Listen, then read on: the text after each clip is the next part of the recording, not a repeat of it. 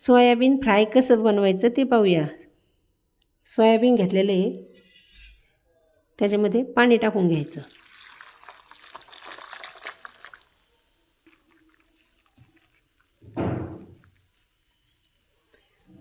हे 10 ते 15 मिनटं असंच ठेवून घ्यायचं. जिरे, मोहरी, कांदा, लसूण मसाला आणि बारीक मीठ घेतलेलं आहे. सोयाबीन हे का भिजलेलं आहे, हे असं एकदम खरडून पिळायचं. त्याच्यात पाणी राहिलं नाही पाहिजे.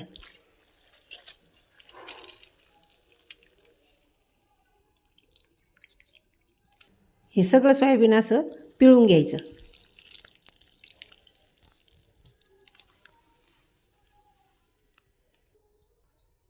कढईमध्ये तेल टाकून घ्यायचं.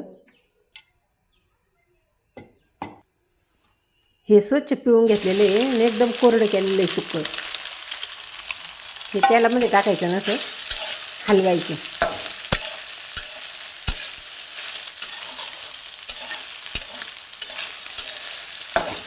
दोन 3 मिनटासाठी असं सारखं हलवत राहायचं.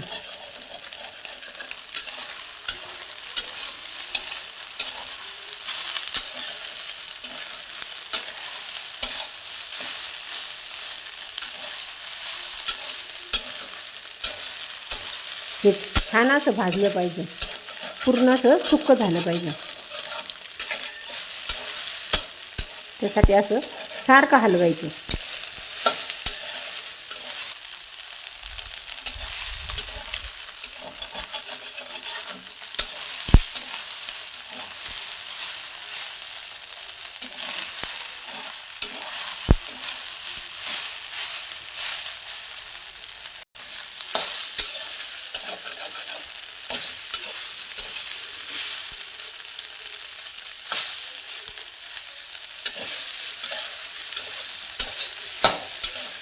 त्याला असं सारखं हलवायचं.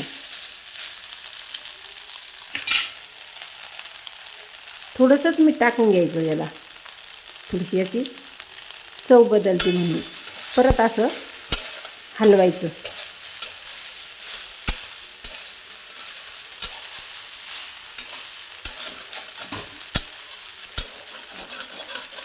आणि हे शक्यतो लोखंडाच्या कढईमध्ये छान होतं.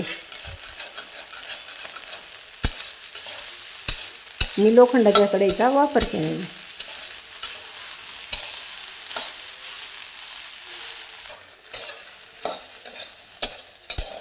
आता हे आपण एका ताटामध्ये काढून घ्यायचं.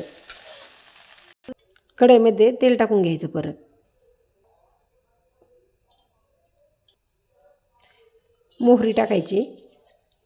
तर तडली की जिरे टाकून घ्यायचे. आणि सोयाबीन काढले ना, ते परत याच्यामध्ये ओतून घ्यायचं.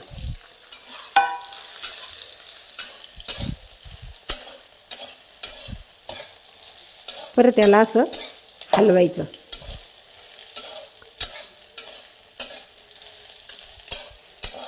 हे सोयाबीन पटकन पण होतं आणि खायला पण खूप चविष्ट लागतं. टाईमपास म्हणून किंवा जेवण पण करताना.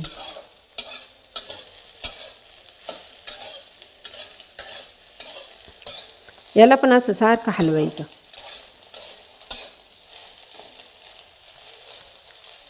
याला 2 मिनिटासाठी असंच हलवायचं.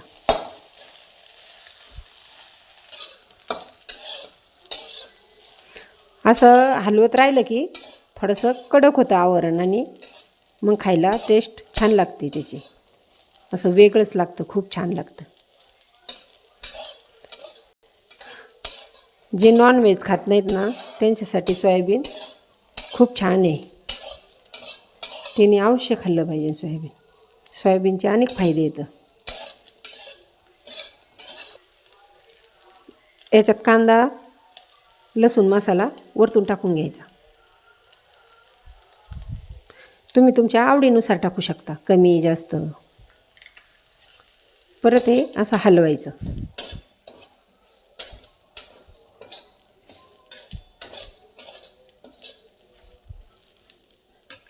आपण अगोदर मीठ टाकलेलं आहे, त्याच्यामुळं थोडंसंच टाकायचं.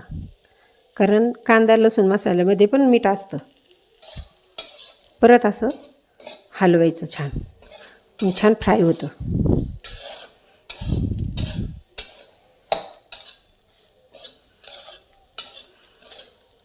पहा आपलं छान सोयाबीन तयार झालेलं आहे. आपलं सोयाबीन फ्राय तयार आहे. पहा, तुम्हाला करून पहा, आवडल्यास शेअर आणि लाईक करायला विसरू नका.